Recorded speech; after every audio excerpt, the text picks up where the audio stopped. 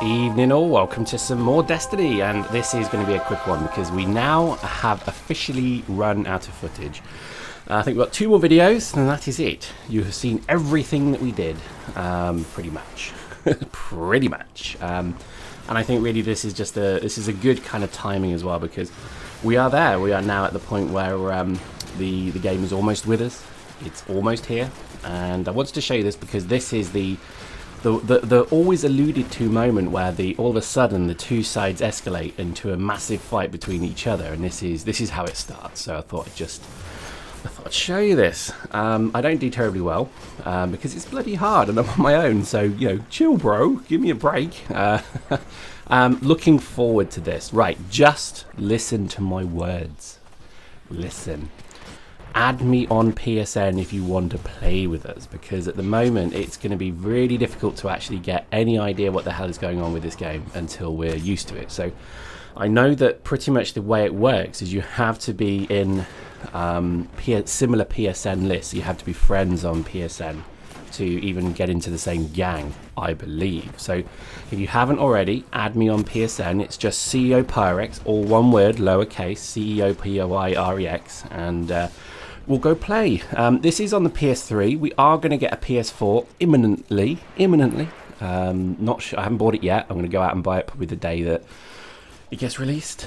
I know I should probably do it now and get some spectacular deal or something, but it's literally Sunday morning as I speak into this microphone here, and I am phenomenally hungover again. So I really don't want to drive anywhere for at least 3 days. So I'm kind of looking forward to getting a PS4 at some point. Now we're going to play it on both. So we're going to play probably the story on PS4 and maybe on PS3, and we'll probably do the PvP element on PS4. But again, that may change. I think it could just come down to whichever we're fancying recording on today, we'll do that. Now I know it's going to be problematic with the old PSN stuff, so I think just go with CEO Pyrex. That'll be my PSN that I use for the PlayStation 3. Okay, so just add me if you want to play. If you don't, then okay, fair enough. I'm not offended, bro. I'm not offended, seriously. It's alright, governor. You don't have to, you know. I think either way, I hope you're going to enjoy Destiny, because I think it's going to be quite a nice pace of change. I think it's funny because you know, when you look at Dust and you look at what that game gives you. I hope you're enjoying the visuals, by the way. This is a massive, frantic, all-out fight. It's pretty cool, isn't it? I think the irony is that I think people are obviously going to enjoy Destiny's PvE more than most other elements of the game. I think its PvP is certainly very good, but I can't imagine it's terribly deep. I'm sure they'll make changes to it over time, but I think at the moment the main reason most people will play Destiny is just to have a bit of fun doing the old PvE element. So that's only what we're going to play it for. I think if you have other ideas of what you're looking for with Destiny, post in the comments, let me know what you're thinking. Because I think from my point of view, I'm more interested in the character side of it, the RPG element of it effectively. So to me that's interesting because I'm a sad noob. I think the PvE element, or rather the PvP element, I think is going to be fun, and I am looking forward to the movement of it, because I find the movement in this game absolutely scrumptious. And there we go, just as soon as it started, it's all ended. And that's how it is. That is a great example of how the game can escalate all of a sudden. Now, to be honest, this is what I think is going to be brilliant about Destiny, is it isn't going to be the same feeling you'll get over and over. People get too comfortable, I think, with games. So when you play Dust, for example, you get a map, you think to yourself, right, I know what this map means, I know what it's going to do, I know what's going to happen.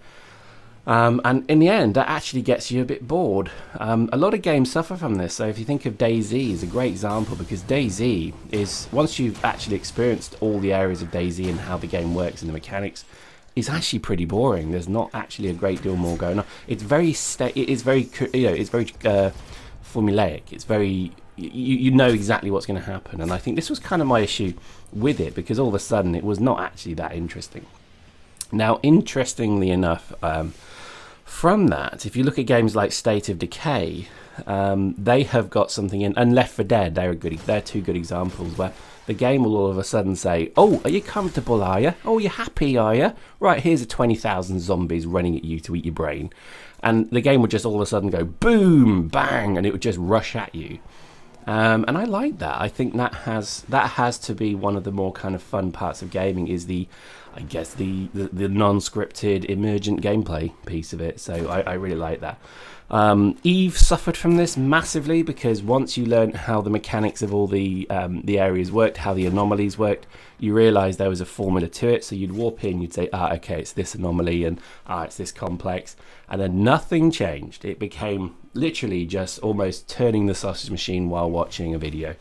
And I really hated that, because there was never any kind of randomness with it all. It was, okay, every time 10 battleships, every time 10 enemies, and you know what they bring, you know what they fight, you know how they do it. And it was just like, oh, for God's sake, give us something new, give us something random, for God's sake, just once, And I think by doing that, that made it, for me, quite interesting to have games like Destiny that do seem to have this weird randomized moment where all of a sudden an event happens and it's like, right, they're almost like rubbing their hands saying, come at me, bro.